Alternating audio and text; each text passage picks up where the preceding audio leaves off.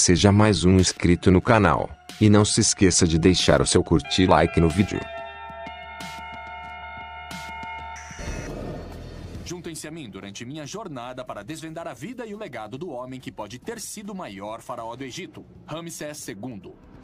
Ele foi o único rei egípcio que ousou se declarar um deus vivo. Suas estátuas enormes, grandes templos e inscrições em hieróglifos estão em toda parte, embora o homem por trás da lenda permaneça um mistério. O que o levou a se tornar o maior faraó do Egito? E como ele fez isso? Para descobrir, eu tentarei trabalhar em uma pedreira antiga, decodificar a propaganda dos faraós e usar a tecnologia para ver como Ramsés reuniu uma riqueza tão incrível. Vamos em busca da verdade. Para trás, amigo! Irei a extremos para isso.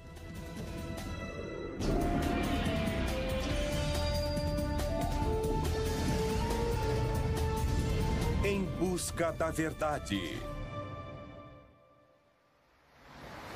Os poderosos faraós do Antigo Egito deixaram sua marca na história. Desde a enorme pirâmide de Quéops até a face dourada de Tutankhamon. Esses ícones do Egito permanecem maiores que a vida até hoje. Mas entre todos os faraós do Antigo Egito, um nome se destaca dos outros. Um rei que ainda hoje é chamado de o maior faraó do Egito.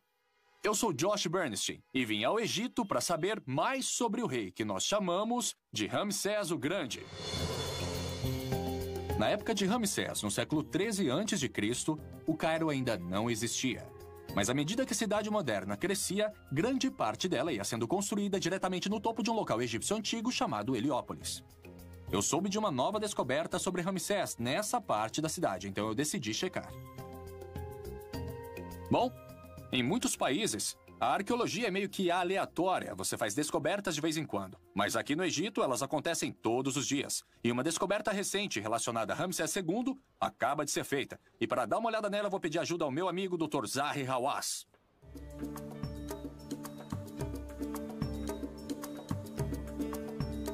Oi, Josh, como vai? Oi, Zahi. É bom ver você. Como vai? Então agora você está atrás de Ramsés II. Ramsés II, é. Ele foi um rei incrível. Na minha carreira, como arqueólogo, em todos os lugares eu descobri coisas sobre esse homem. Mas o importante sobre esse templo é que, se você quiser me acompanhar... Legal. Este local é um achado emocionante. Zahi me diz que este era um complexo de templos muito importante para Ramsés II. Descoberto durante a construção de um novo supermercado. A descoberta deste local foi anunciada em 2006. Zahi me conta que a escala desse templo é enorme. Desde as primeiras escavações, descobriu-se que o local se estendia a vários quarteirões em cada direção, por baixo de uma parte significativa do bairro.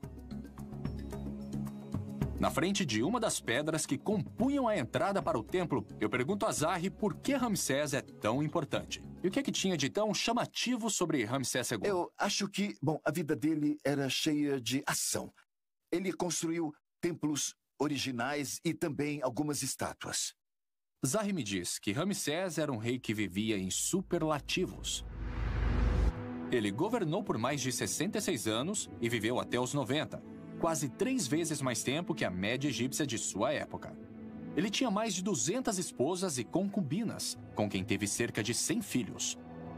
E ele construiu mais templos e estátuas que qualquer outro faraó. É por isso que eu tenho que lhe dizer que, se você fala sobre Egito, se você fala sobre Egito Antigo, se você fala sobre reis e seus mistérios e sua magia, você fala em Ramsés II. Zahi espera encontrar novas informações que irão revelar mais sobre a vida e reinado de Ramsés II. Mas a escavação está apenas começando.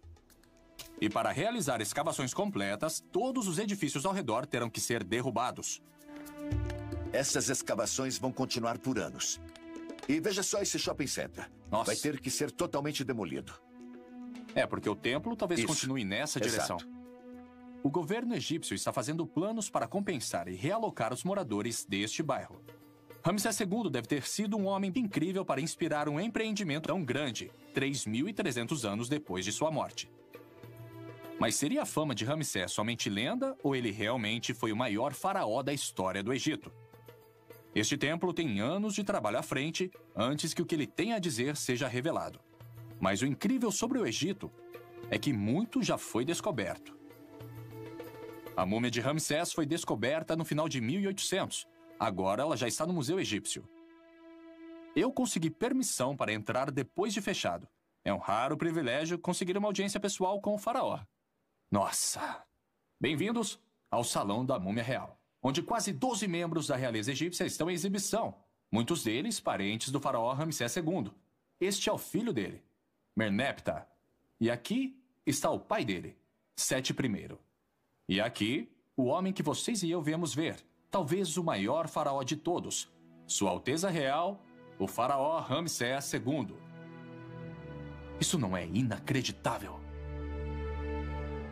3.300 anos depois, Ramsés continua sendo um faraó tão proeminente como sempre foi. Olhando para as maçãs do rosto acentuadas e o nariz curvilíneo que era sua marca, quase pode-se sentir sua ambição e determinação. Felizmente, seu corpo não é a única coisa preservada ao longo dos milênios. Eu viajei 720 quilômetros até o sul do Cairo para chegar ao famoso Vale dos Reis. Eu vim para ver o impressionante templo funerário de Ramsés, chamado de Ramesseum. Vou me encontrar com Peter Brand, egiptólogo da Universidade de Memphis, para descobrir o porquê de Ramsés ter ficado conhecido como Grande. Então é isso. Este é o Ramesseum, onde aconteciam os cultos a Ramsés. E todas essas estátuas. Ramsés, Ramsés Onde e você Ramsés. olhar, você vai ver o nome dele estampado em todos os lugares. Peter me explica que o Ramesseum foi originalmente construído como principal templo para Ramsés, aqui no Vale dos Reis.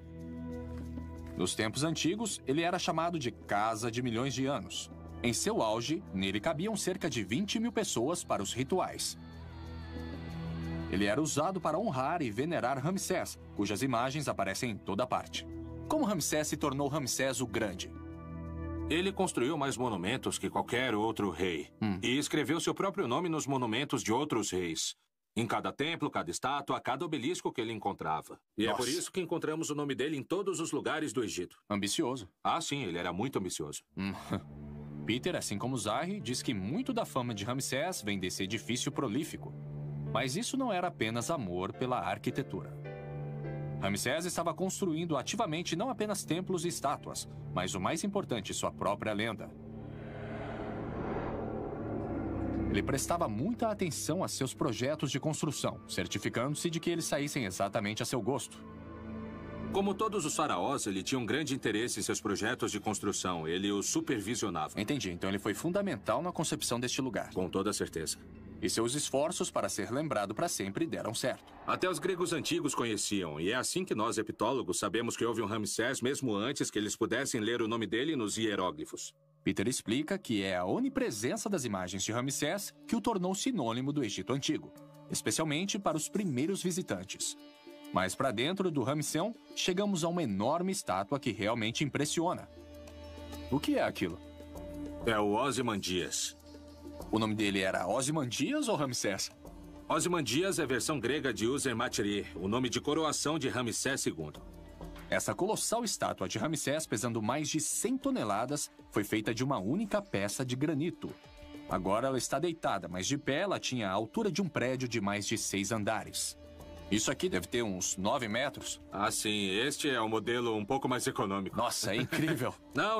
Olha só pra Ramsés isso. gostava de ter muitas estátuas e que elas fossem grandes. Peter diz que os projetos de construção de Ramsés eram focados em sua própria imagem. Ele queria ter certeza que seria lembrado para sempre. A seguir, para trás, amigos! Eu experimentando as obsessões monumentais de Ramsés e descubro como ele se tornou um dos governantes mais ricos da história do Egito.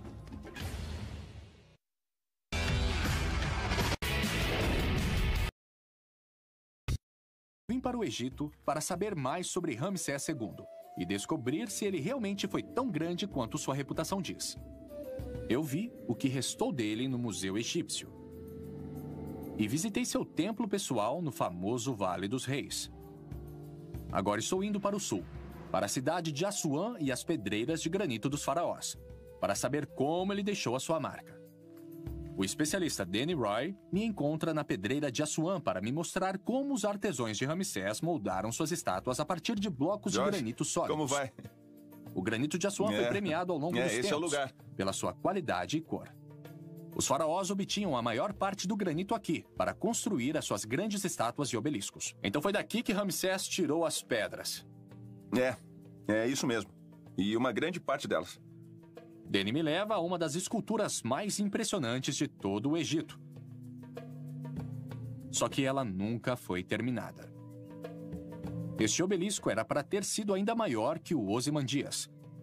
Ele tem quase 40 metros de comprimento e devia pesar cerca de 1.300 toneladas. Mas foi abandonado devido a uma falha na pedra que só foi revelada durante o processo de escultura. Eles começaram a escavação... Ramsés não terminou essa, mas o processo de criação teria sido exatamente o mesmo que o de seus outros monumentos. Ai, que pena, eles tiveram todo esse trabalho. É isso mesmo, e você não imagina o trabalho que isso deu. Mas imaginação não é o suficiente para mim. Eu quero descobrir por mim mesmo. Vamos botar para quebrar. Danny me leva a uma pedreira moderna não muito longe do obelisco inacabado.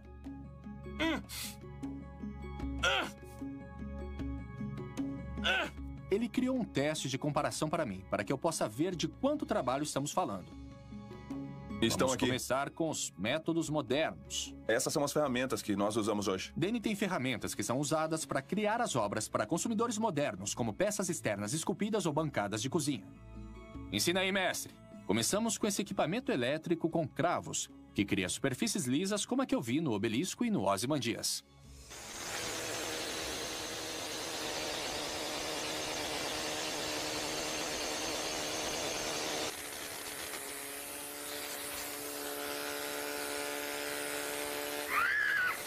Uau, isso muda mesmo a superfície. É isso aí, ele nivela tudo.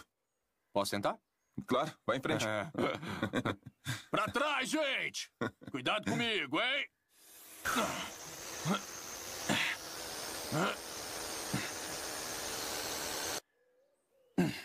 Uau! Nossa! Isso nivela mesmo a superfície, hein? É, nivela mesmo. E facilita muito o trabalho no granito, não é mesmo? Pois é. Então, é claro que Ramsés não tinha compressores de ar e ferramentas como esta aqui. Mas eles tinham bolas de dolerito, que na verdade fazem o mesmo trabalho. Mas é preciso um pouco mais de tempo e mais trabalho. Essa é a única diferença. E mais trabalho é o que o Danny tem em mente. Vamos para a outra parte da pedreira, procurar um pedaço virgem de granito. Isso são bolas de dolerito, um tipo de basalto mais duro que o granito. Elas eram encontradas aqui no local. O que significa que talvez tenham mesmo sido usadas pelas equipes de Ramsés. Os egípcios usavam essas bolas para bombardear o granito, do jeito que fazemos hoje, só que com o martelo. Me mostra como era feito? Eu mostro sim. Eu vou mostrar agora mesmo. Bem aqui embaixo. É isso? Começamos em uma emenda natural da rocha. Os escravos nas pedreiras de Ramsés devem ter procurado fendas como esta para começar a fazer uma estátua colossal ou um obelisco dessa rocha. Depois de 20 minutos difíceis trabalhando com as pesadas bolas de dolerito, conseguimos desgastar apenas alguns centímetros de granito. Ramsés construiu centenas de monumentos, muitos deles pesando centenas de toneladas. Como ele conseguiu construir estátuas como a de Ozymandias usando esses métodos? Ok, quanto tempo demorou? Eu tô aqui tentando trabalhar, mas só tô fazendo besteira. Isso mesmo. Eu acho que o faraó não ia ficar feliz se precisasse de mim para fazer um obelisco, uma esfinge ou qualquer outra coisa poderosa. É isso. Ele não ia ficar nada feliz comigo. Na verdade, Danny me disse que o trabalho foi mais rápido do que ele esperava. O faraó Hatshepsut, da 18ª dinastia, alegou ter construído e erguido um obelisco em apenas 7 meses. A resposta, diz Danny, é muita gente. Essas pedreiras ficavam lotadas de centenas de operários, todos trabalhando em uma linha de produção ao longo do mesmo ponto. E devido ao trabalho pesado sob o sol escaldante do Alto Egito, havia um rodízio de equipes durante todo o dia. O que significa que milhares de pessoas trabalharam nas pedreiras do faraó. Como o trabalho de Ramsés II se compara ao de outros faraós? Bom, o impressionante no trabalho de Ramsés II é o grande volume de monumentos que ele produziu, porque a organização e a realização desse trabalho foi uma coisa que o tornou um homem notável. Ele explica que outros faraós construíram monumentos impressionantes, mas a quantidade que Ramsés produziu foi muito além da normal. E para deixar sua marca no Egito, pela qual ele é famoso, ele não precisou apenas de uma enorme força de trabalho, precisou de uma enorme fortuna também. Tanto a quantidade quanto a qualidade do trabalho em pedra produzido por Ramsés apontam para sua influência significativa. Mas de onde sua riqueza e seu poder vieram? Bom, seja durante a Era Faraônica ou a Era Moderna, a economia do Egito tem sido baseada principalmente em uma coisa: o Rio Nilo. Eu decidi verificar o Nilo pessoalmente, pouco abaixo das pedreiras. Estes pescadores locais fizeram a gentileza de me emprestar seu barco a remo. Estar na água é um alívio ao calor escaldante das pedreiras. Mas eu não estou remando apenas para fazer exercício. Estou indo para uma ilha no meio do rio. Ela se chama Ilha Elefantina. Ela recebeu este nome porque as rochas ao longo da costa naturalmente se assemelham a uma manada de elefantes. Considerada sagrada para o deus egípcio das inundações, ela tem até uma porta dos fundos. Olá! Oi, tudo bem? Para saber mais sobre a riqueza de Ramsés, vim conversar com Gary Robbins, da Agência Americana de Desenvolvimento Internacional. Prazer em te conhecer. O prazer é todo meu. Ele vai me ajudar a descobrir como Ramsés conseguiu os recursos de que precisava para sustentar seu programa de construções. O túnel onde estamos era uma importante ferramenta chamada de nilômetro. Ele media os níveis das enchentes à medida que as águas cruzavam a tradicional fronteira do Egito aqui em Assuã. Gary explica que a prosperidade do Egito dependia da inundação regular do Nilo. Os sedimentos transportados da cabeceira do rio na Etiópia reabasteciam os campos agrícolas todos os anos, sempre que o rio transbordava. Ah, então eles usavam essas marcas aqui para medir o nível de água em diferentes épocas do ano. Sim, eles mediam quando as enchentes começavam e assim conseguiam determinar o tamanho dessas enchentes. Gary me diz que a água pode subir até 11 metros, deixando para trás toneladas de um solo novo Não, e sem fértil problema, quando você recua. pode ver aqui na escadaria. O nilômetro permitiu que Olha os só. egípcios tivessem precisão em como seria a produtividade das Aqui tem outra estações marca. todos os anos. E a variação entre bons e maus anos era enorme. Uma diferença de apenas alguns centímetros na altura das enchentes distribuídas ao longo do comprimento do Nilo significava uma diferença de dezenas de milhares de acres de terras cultiváveis. Ramsés reinou em uma época de muita abundância e conseguiu ter uma boa produção nos campos durante o seu império. Ele estava De bem acordo além com do seu Gary, tempo. Ramsés foi abençoado com um Sim, longo período de Ramsés foi enchentes completamente durante seu fora do reinado. seu tempo, E porque ele usando o pensava em nilômetro para coisas que medir os ninguém níveis das pensava. enchentes, Ramsés também tinha um sistema de tributação muito preciso. E quando eles viram que poderiam usar isso para definir as taxas de impostos para o ano, eles definiram que se fosse um ano muito bom para a produção de colheita, eles poderiam tributar em até 20%. E se o ano fosse de seca ou de inundações, eles reduziriam as taxas para 10% a 15%. Mais enchentes, melhores colheitas, impostos mais altos. Exatamente, era um sistema muito progressista. Com sua receita fiscal com base em excelentes enchentes, Ramsés teria tido muito dinheiro fluindo para sua tesouraria. Mas Gary diz que havia mais no controle da agricultura de Ramsés do que apenas um sistema fiscal eficiente. Ele também se beneficiou das inovações que revolucionariam a abundância do Rio Nilo. A seguir, eu experimento algumas técnicas de irrigação antigas e caço escaravelhos para provar ainda mais a extensão da riqueza de Ramsés.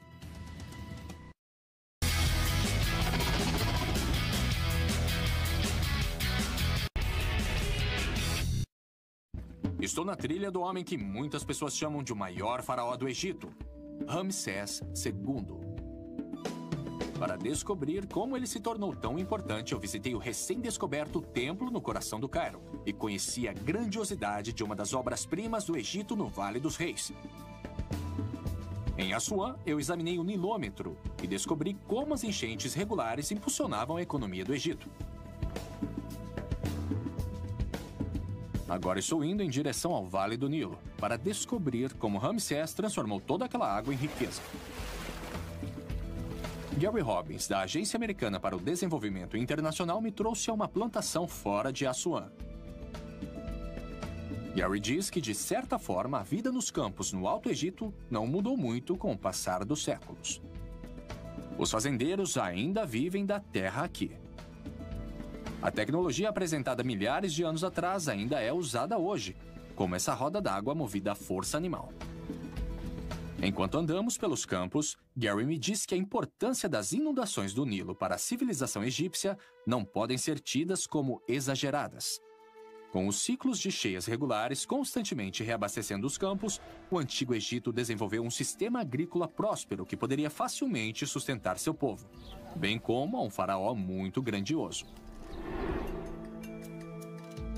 Durante a época das cheias no final do verão, estes campos teriam sido inundados por vários metros de água.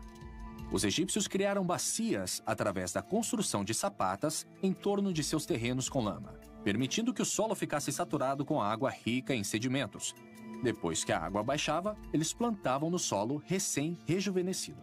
Exatamente, a água entrava por aqui, inundava os campos, ela ensopava o solo saturado, e aí eles abriam as portas da eclusa e drenavam a água e depois plantavam. Então, quando o campo aqui ficava inundado, o que é que os fazendeiros faziam? Bom, sem poder trabalhar nos campos, eles ofereciam seu trabalho como parte do imposto. Aí os projetos de construção aconteciam. Isso aí, era exatamente quando acontecia. O sistema agrícola era perfeitamente adequado às necessidades de Ramsés. Os agricultores que nessa época não podiam trabalhar nos campos ficavam livres para se dedicar aos projetos de construção, o que satisfazia parte de suas obrigações fiscais. Aí quando as águas recuavam, eles voltavam para plantar as suas colheitas. Mas como eles irrigavam as plantações quando o Nilo retrocedia? Foi durante o Império Novo, eles introduziram uma nova tecnologia chamada Shaduf, que lhes permitiu elevar a água do rio até onde as plantações estavam. Isso foi no tempo em que Ramsés viveu? Foi durante o Império Novo, durante a época de Ramsés. E que tipo de engenhoca era essa que conseguia puxar água para cima? Olha, eu vou te levar para conhecer uma delas e ver se você consegue trabalhar com ela. Vamos dar uma olhada? Vamos lá. Gary explica que as inovações mais básicas podem levar às maiores mudanças. Uau! A introdução de um simples Shaduf permitiu que os egípcios utilizassem a água sem recorrer somente às enchentes. Uma revolução agrícola da qual Ramsés tirou total vantagem. Basicamente, isso aqui é um contrapeso, que ajuda a fazer a água subir. Isso mesmo, tem um balde cheio com lama em um dos lados para fazer o contrapeso. E um balde do mesmo tamanho na outra extremidade, que é usado para trazer a água para cima do canal. E quando a água entra na bacia, a gravidade a leva para onde ela tem que ir. Isso, tinha canais por toda parte e os egípcios podiam direcionar a água para onde eles quisessem. Hoje, os Shadufs são usados apenas onde não há bombas disponíveis. Mas ainda no século XX, eles eram usados em escala industrial, permitindo que os fazendeiros irrigassem seus campos sem depender das enchentes.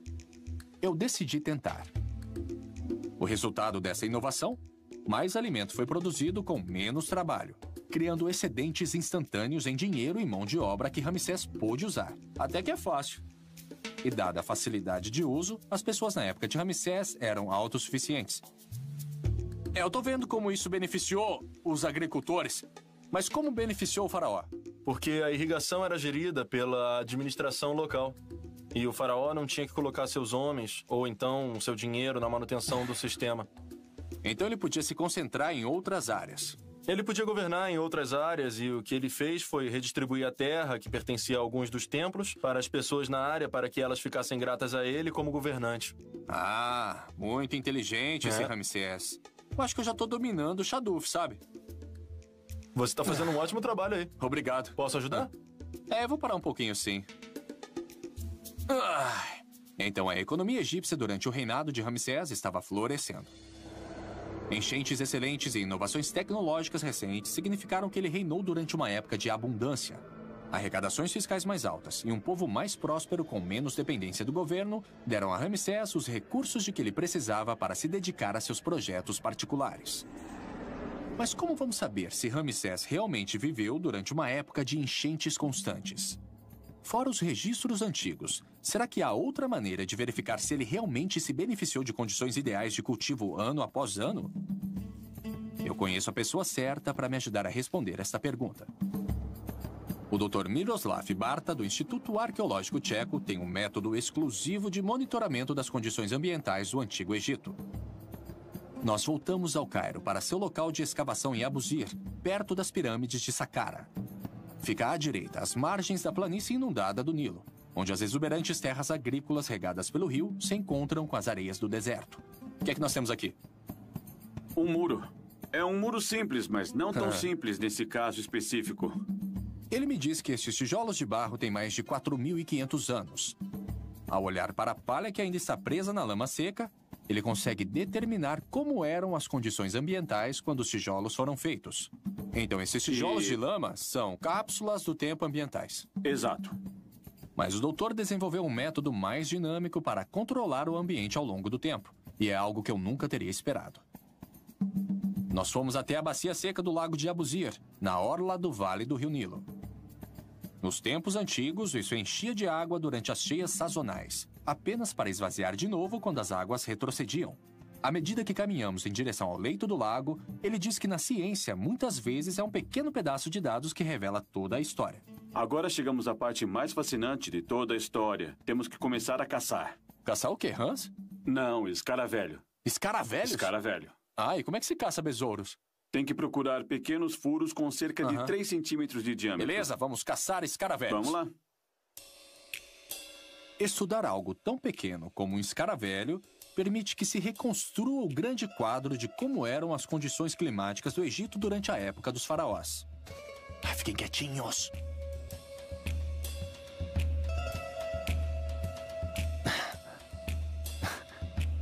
Nada. Nada ainda. Eu achei uma. Ah, é? É. Olha, é uma abertura típica de um buraco de escaravelho. Tem alguma coisa se movendo.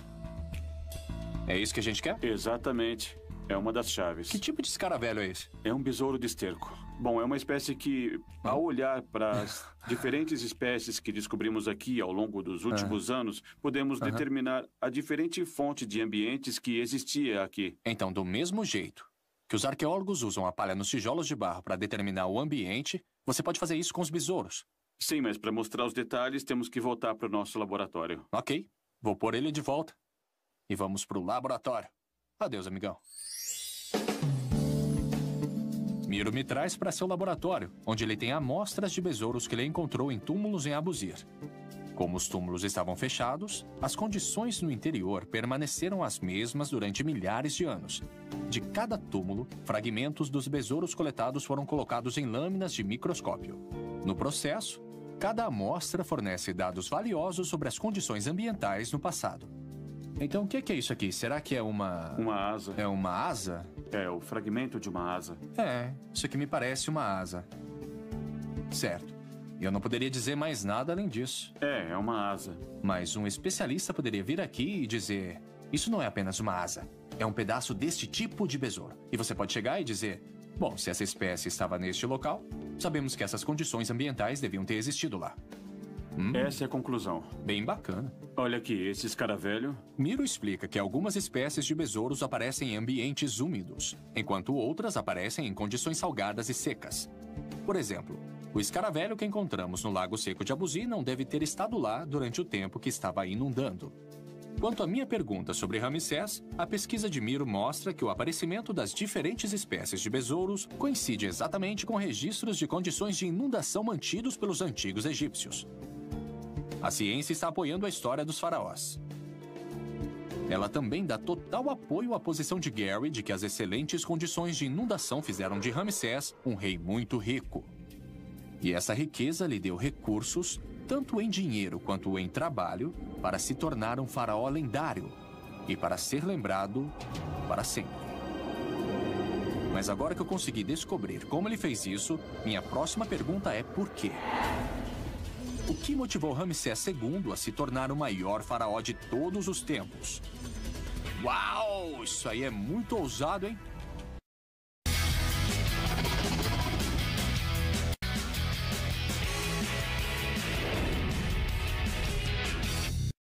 Busca para descobrir se Ramsés II foi o maior faraó do Egito me levou de uma escavação no Cairo às pedreiras de granito de Assuã e aos campos verdejantes do Vale do Nilo.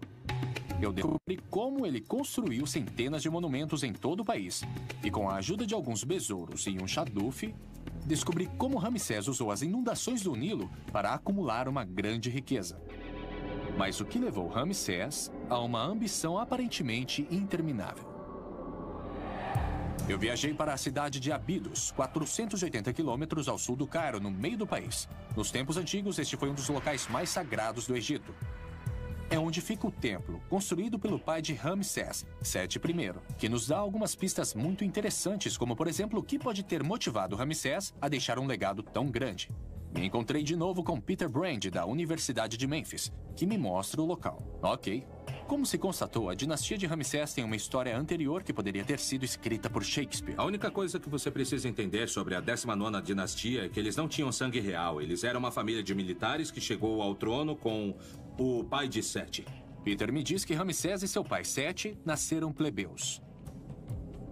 Sua jovem dinastia chegou ao trono pelos militares, não pelo palácio ou pelo templo. Como chefe de uma nova família de governantes que não tinha a posição instantânea de sangue real, Sete teve muito a provar.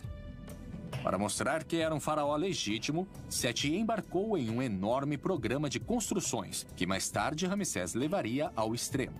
Então Sete está se colocando com os deuses aqui para reforçar a sua própria imagem. O objetivo é mostrar que Sete era um rei legítimo, que ele prestava um serviço para os deuses e que construía monumentos, que por sua vez o estavam confirmando como um rei adequado para o Egito. E Sete estava preparando Ramsés para seguir diretamente os seus passos. Ele o levou a expedições militares e o treinou com táticas e estratégias e fez dele um general no comando de suas próprias divisões, enquanto ele ainda era apenas um adolescente.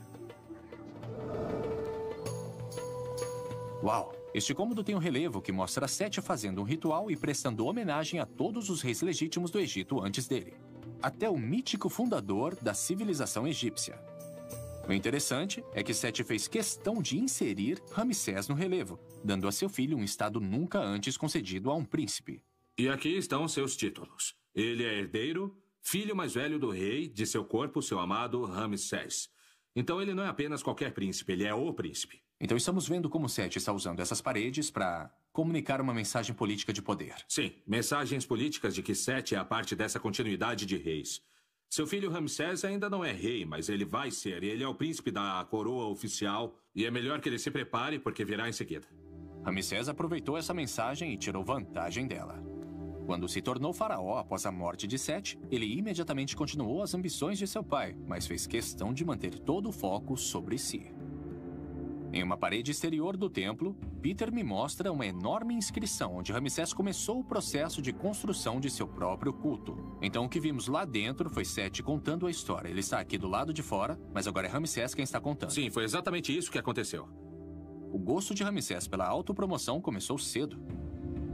Ramsés chega a afirmar que seu pai o fez rei e colocou a coroa em sua cabeça, enquanto o próprio Sete ainda estava vivo. Mas era normal o faraó tirar a sua coroa e colocá-la na cabeça do príncipe enquanto ele ainda estava vivo? Eu acho que é provável que Ramsés esteja exagerando um pouco, que ele de fato foi coroado príncipe assim. Então, mais uma vez, estamos vendo uma versão da história para ganho político. Sim, Ramsés quer dar sua própria versão sobre os fatos, mas ninguém é um mestre da propaganda tão bom quanto Ramsés.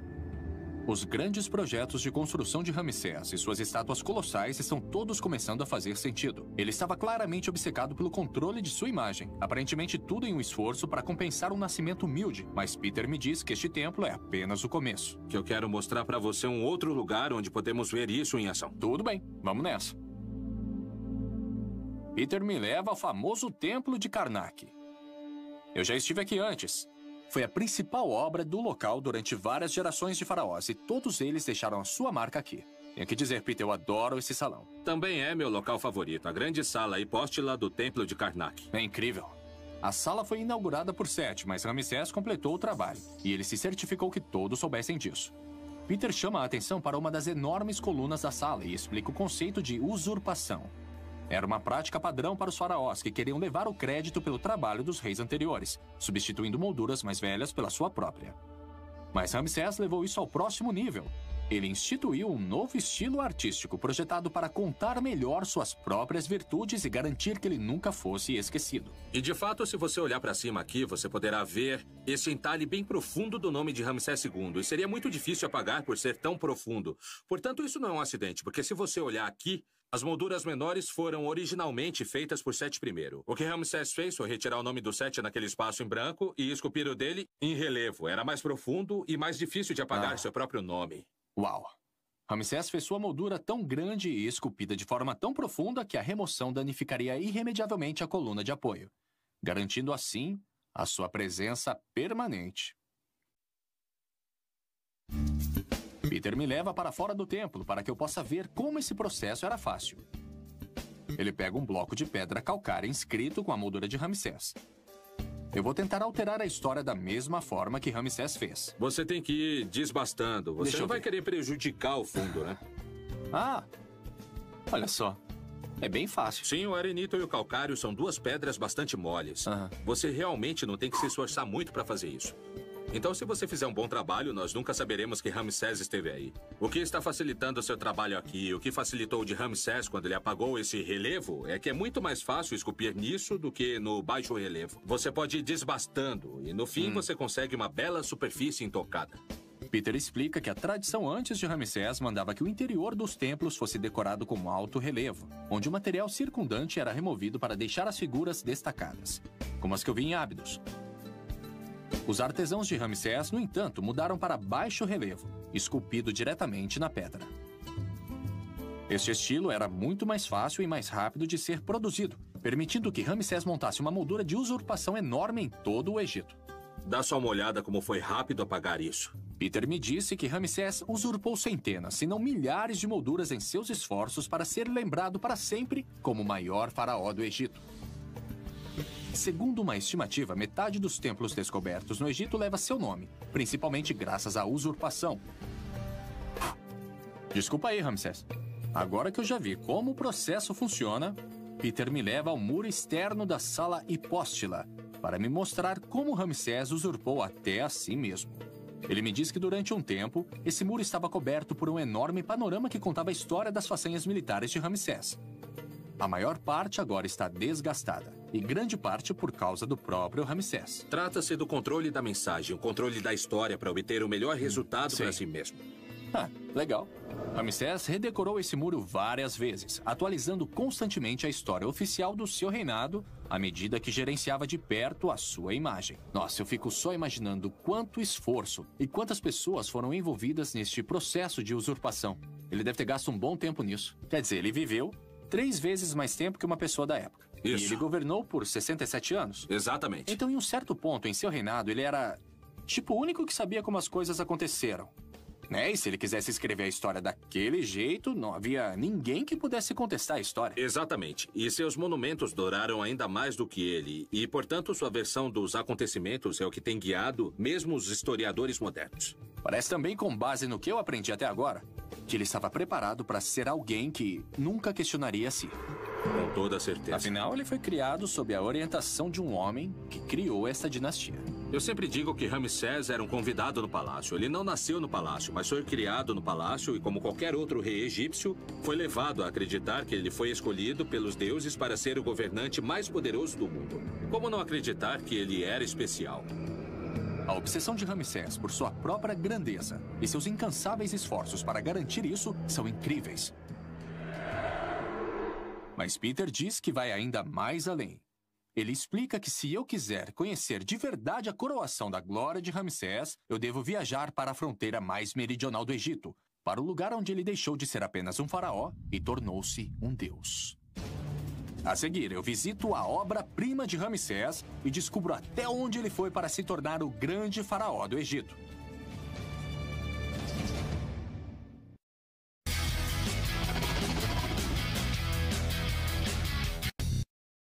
Eu estive investigando como Ramsés II ficou conhecido como Grande Faraó do Egito. Eu descobri que ele governou por quase 70 anos e que era conhecido em toda a antiguidade pela construção de templos e colossos que inspiram admiração até hoje. Ao longo das margens do Nilo, eu examinei como ele usou as novas tecnologias e a natureza para maximizar a abundância agrícola dada pelo rio. Em Ábidos, eu descobri que a educação de Ramsés e o lugar de sua dinastia na história obrigaram-no a superar as conquistas de todos os outros faraós antes dele. E no famoso templo de Karnak, eu vi como a pura força de vontade fez isso acontecer. Agora estou indo em direção ao desolado sul do país, a apenas 48 quilômetros da fronteira com o Sudão, para conhecer a mais grandiosa obra-prima de Ramsés e descobrir o que fez dele o maior faraó de todos. Essa região não recebe muita atenção hoje em dia, Mas durante a época de Ramsés, esta província foi parte integrante de seu sucesso. Por isso ele decidiu fazer aqui sua declaração política final, construindo o que muitos acreditam ser a sua obra-prima. Este é o templo de Abu Simbel. É o lugar onde se concentram todas as ambições de Ramsés. Uma expressão de seu ego em pedra. A doutora Melinda Hartwig, da Universidade Americana no Cairo, concordou em me encontrar aqui para me mostrar o local. Então é isso. É isso. Isso aqui é demais. Este é Abu Simbel. E nós estamos olhando para 4 estátuas colossais de Ramsés II. É incrível. Não é incrível? Este magnífico templo foi esculpido diretamente na encosta da montanha, estendendo-se profundamente na face da rocha. 4 estátuas colossais de Ramsés emolduram a entrada, cada uma com 20 metros de altura. É um espetáculo inesquecível. É difícil imaginar alguém vendo Abu Simbel e não acreditando que seu construtor foi um dos maiores reis que o mundo já conheceu.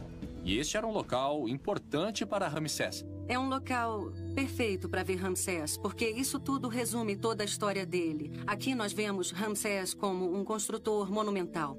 Vemos Ramsés como um homem de família. E ainda mais adiante veremos a Batalha de Kadesh, que o mostra como um poderoso guerreiro. Vamos até lá? Vamos lá.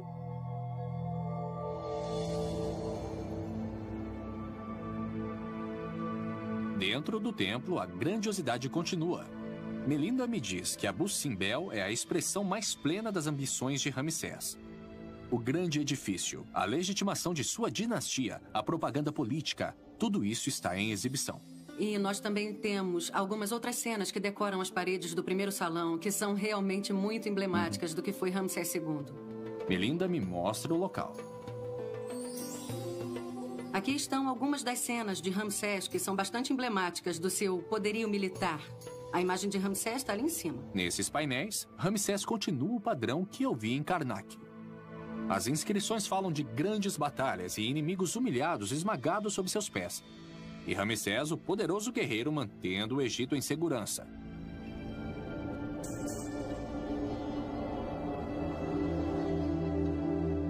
Logo abaixo das cenas de sua destreza militar, ele continua os padrões que seu pai, Sete I, exibiu em Ábidos. Ramsés enumera vários de seus filhos, com títulos honoríficos, como seu pai fez antes dele. Ramsés apresenta seus descendentes aos olhos do povo e do sacerdócio como seus herdeiros legítimos, posicionando-os para continuar o domínio da dinastia. Então lá fora vemos Ramsés, o faraó, e aqui Ramsés, o guerreiro. Com toda certeza. Até agora, o que Melinda me mostrou é a continuação da máquina de propaganda de Ramsés. O local para onde ela me leva em seguida, porém, vamos coloca para na parte Ramsés de sob trás uma do nova luz. Para ser exato, a luz divina. Este é o ponto final do templo. Entramos em uma alcova, na parte de trás do templo. Estátuas dos principais deuses do Egito estão sentadas em uma fila para serem adoradas. Nós temos, a partir da esquerda, o deus Tá, depois Amun, e em seguida, na extrema direita, temos Hauracti. Mas se você observar a figura que está inserida entre Amun e Hauracti, é Ramsés II. Uau! Então Ramsés se inseriu no panteão dos deuses enquanto ele ainda estava vivo. É parte do plano que ele começou a desenvolver para divinizar a si mesmo e em seguida mostrar-se neste templo. Melinda explica que este ato foi o comunicado final de Ramsés. Durante milhares de anos, a religião egípcia ensinou que os faraós tornavam-se deuses depois que morriam. Mas aqui em Abu Simbel, Ramsés estava reivindicando ter feito essa transição enquanto ainda estava vivo. Ele estava chamando a si mesmo de um deus vivo.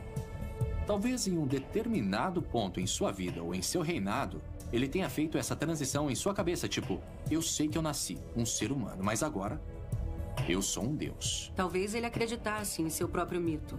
E você acha que as pessoas estavam dispostas a fazer isso por Ramsés porque ele tinha tido um grande reinado e ele reinou por tanto tempo, o Nilo fornecia abundância a cada ano, eles tinham comida e todo mundo estava feliz, ele construía por toda parte e em um determinado ponto as pessoas disseram, ele é um deus, ele é tão bom, por que ele não seria um deus?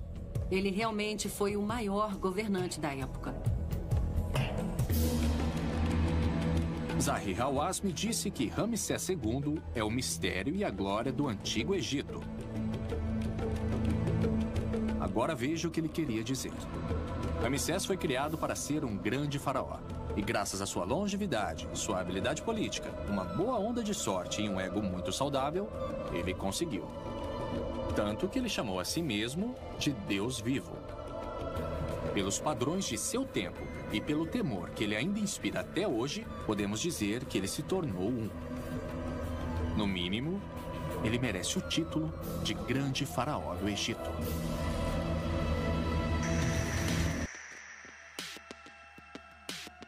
Muito obrigado pela inscrição no canal e pelo seu curte e like.